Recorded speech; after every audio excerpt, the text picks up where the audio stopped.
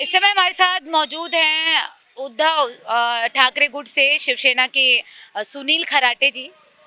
चुनावी मैदान में उतरे हैं आप और महायुति वर्सेस महाविकास अघाड़ी की इस टक्कर में जो है आपको क्या लग रहा है, कितनी उम्मीदें हैं, जनता जो है आपको कितना प्यार दे रही है, चुनावी मुद्दे आपके क्या हैं?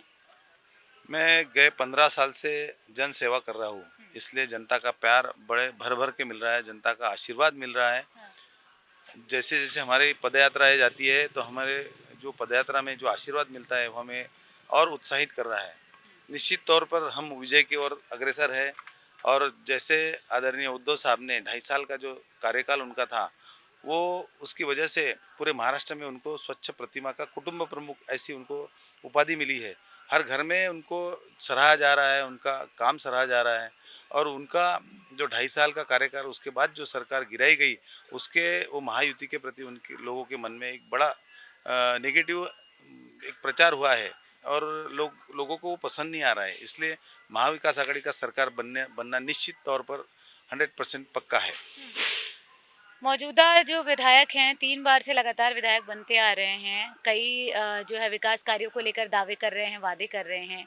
लेकिन रेलवे वैगन की बात कर ली जाए, वहाँ पर लोगों को, जो युवा हैं उनको रोज़गार नहीं मिल पा रहा है। रोज़गार एक बहुत बड़ी समस्या है।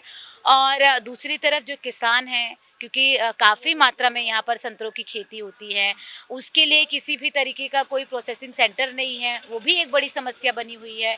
इस पर काम करेंगे, इसको लेकर किस तरह से जो है आप इसे मुद्दा बना रहे हैं, या जनता के बीच में किस तरह से इसको लेकर बातचीत हो रही है? निश्चित तौर पर जिस तरीके का 15 साल का उनका कार्यकाल रहा है, उसमें एक भी कंस्ट्रक्टिव वर्क उनकी तरफ से हुआ नहीं है। जैसे आपने वैगन की फैक्ट्री कहा है, वैगन फैक्ट्री ये हमारा खासदार यहाँ पे था उस वक्त की वो वैगन फैक्ट्री है, उनके माध्यम से आई हुई और वो सेंट्रल गवर्नमेंट का प्रोजेक्ट है, तो उसमें आमदार का विशेष योगदान नहीं रहता है। बल्कि इन्होंने तो उसको ब्रेक करने के लिए प्रयत्न किए थे। और वहाँ के लोगों को रोजगार नहीं मिल रहा है। ये उनका काम है कि उनके मतदार संघ में जो प्रोजेक्ट है जो स्टार्ट हुआ है उसके लिए उन्होंने रोजगार के लिए प्रयत्न करना चाहिए। अमरावती में प्रांतांतरित MIDC आई हुई है, अमरावती में इरविन हॉस्पिटल है, अमरावती में डफरिन हॉस्पिटल है, अमरावती में PDMC कॉलेज है, मेडिकल कॉलेज है। लेकिन बडनेरा में एक भी आरोग्य का बड़ा सेंटर नहीं है, एक भी हॉस्पिटल नहीं है, गवर्नमेंट का नहीं है। और 15 साल ये कोई कम समय नहीं होता। अब बडनेरा या ये आसपास के 20-25 किलोमीटर के गांव को सीधा अमरावती जाना पड़ता है। वो हॉस्पिटल पे भी ओवरलोड है, साथ में किलोमीटर इतना बड़ा है अंतर, वो कई बार लोगों का उसमें जान चली जाती है। तो उसका पहला कर्तव्य था कि सेंट्रल गवर्नमेंट एक स्कीम है, वो 50 से 500 खाटों का जो हॉस्पिटल है वो तुरंत मिलता है। और ये तो सत्ताधारी पक्ष में है, इनकी तो मिसेज भी खासदार थी। सबके लिए कुछ ना कुछ है, लेकिन सवाल अभी भी कायम है कि वो फंड कहाँ से आएगा, तो ये फंड कहाँ से आएगा? जैसे सरकार आती है, आप अगर देखा जाएगा, नितिन गडकरी साहब ने गवर्नमेंट से कोई पैसे नहीं लेते हैं।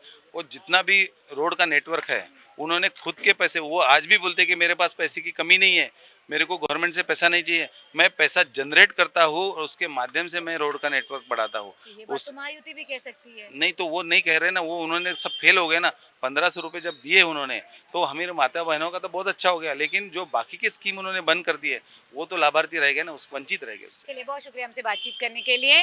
तो अब देखना ये है कि जनता का रुख किस तरफ होगा, क्योंकि जातीय समीकरण का जो कहा जाता है कि इम्पैक्ट बहुत पड़ता है इस सीट पर।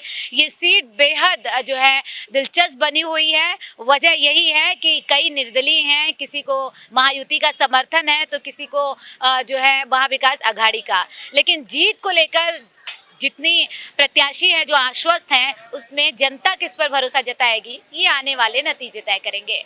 वीडियो जर्नलिस्ट करण के साथ पूजा चौरसिया, देश न्यूज़, अमरावती।